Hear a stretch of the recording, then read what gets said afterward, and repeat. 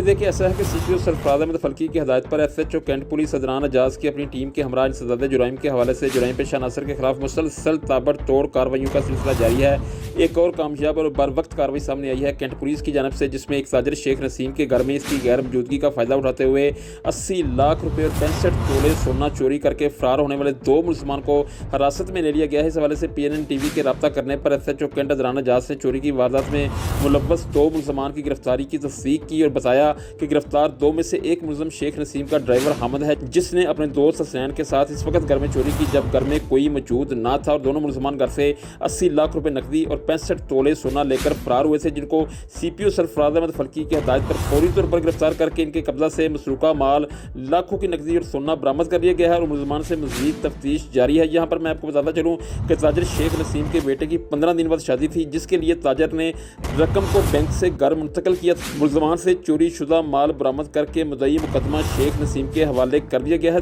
दूसरी जानब शानदार कारकर्दगी का मुजाहरा करने पर इलाका थाना कैंट के अवामी समाजी हलकों और मुद्दई मुकदमा ने कैंट पुलिस को भरपूर खराज तहसीन पेश करते हुए सीपीओ सरफराज अहमद फल्की का शुक्रिया अदा किया है। जी।